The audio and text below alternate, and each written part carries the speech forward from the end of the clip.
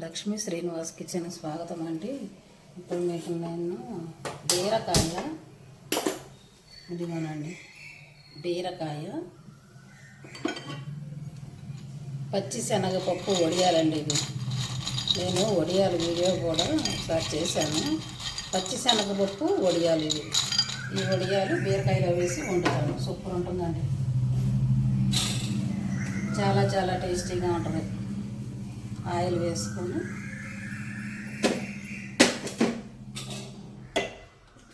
Oil heat అయింది.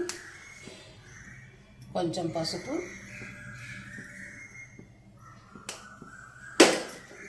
కొంచెం మెంతి పొడి,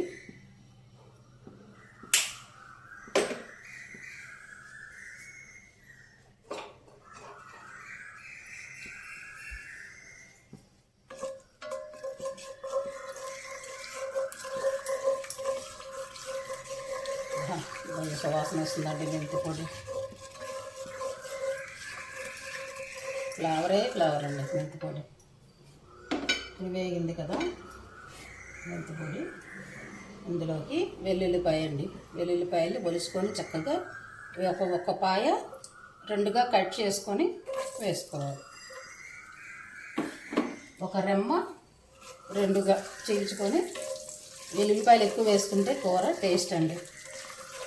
బీరకాయలోకి ఎప్పుడు కూడా వెల్లుల్లిపాయలు ఎక్కువే వేసుకోవాలన్నమాట. చాలా చాలా టేస్ట్ వస్తాయి. మంచిది కూడా వెల్లుల్లిపాయ. మన బ్లడ్ని పలసన చేస్తుంది. చాలా చాలా హెల్దీ.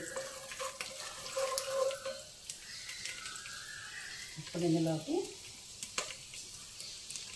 కరివేపాకు,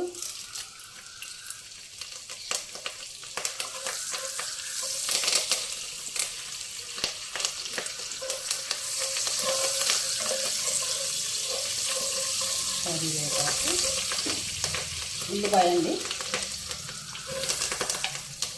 ఒక మీడియం సైజు 2 ఉల్లిపాయలు.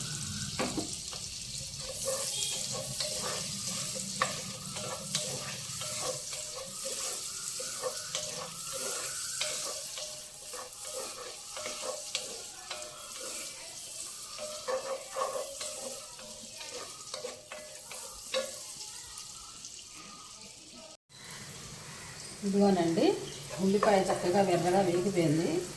ఇప్పుడు మనం ఇందులోకి బీరకాయ వేసేసుకుందామండి.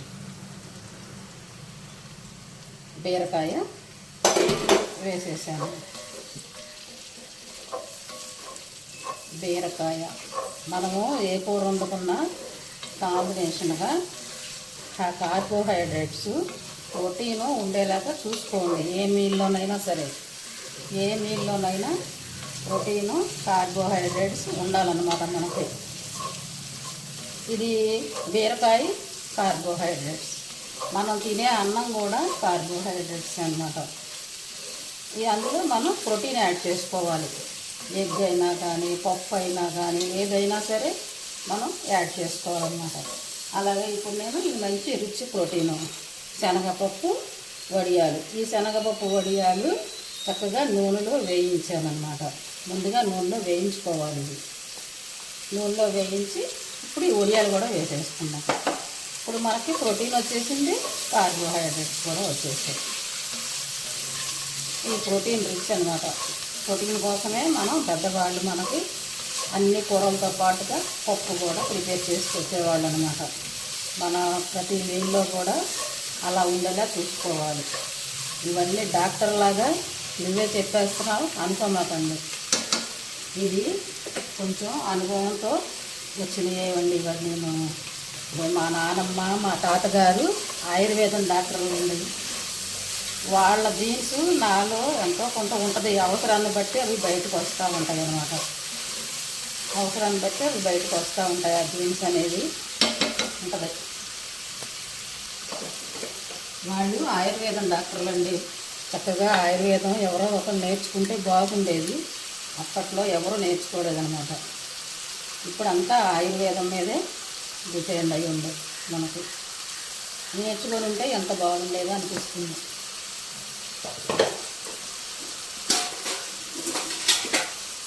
ఎవరం కూడా నేర్చుకోలేకపోయామండి. వాళ్ళతోనే అది అంతరించిపోయింది. మా నానమ్మ మా తాతగారు ఇద్దరు ఆయుర్వేదం డాక్టర్స్ అన్నమాట. ఆ జీన్స్ కదండి, ఎంతో కొంత వస్తుంది. ఆ టైంకి ఏదో ఒక టైంలో అది బయటకు వచ్చింది అనమాట. కొంత అనుభవం కూడా ఉంటుందిలేండి.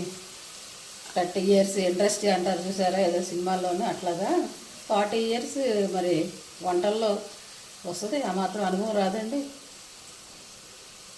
ధనియాల పొడి వేసాను, జీలకర్ర పొడి, ఈ 2 పొడులు వేస్తే చాలండి, ఇంకేం అవసరం లేదు. ఈ 2 పొడులు వేస్తే చాలు, ఇంకేం అవసరం లేదు ఈ కూరకి.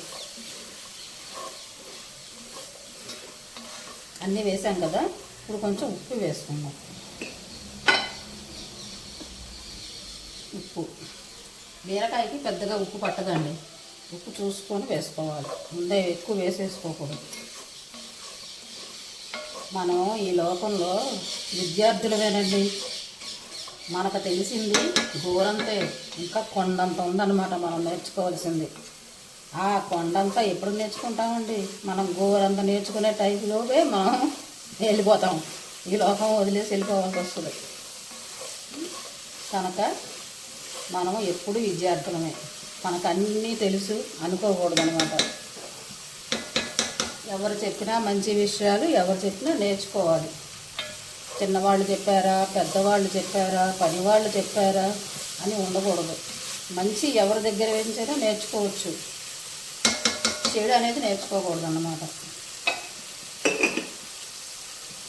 ఆ రోజు నేను మా వంట అమ్మాయి చెప్పిందిలే అని నేను వినలేదనుకోండి, సూపర్ హెల్తీ మెంతి పొడి మిస్ అయిపోయేదాన్ని కదా. ఇప్పుడు మీకు చక్కగా చూపిస్తున్నాను, టేస్ట్లు అందించగలుగుతున్నాను. ఆ ఫ్లేవర్ ఎంత బాగుంది, ఎంత టేస్ట్, ఎంత ఆరోగ్యం.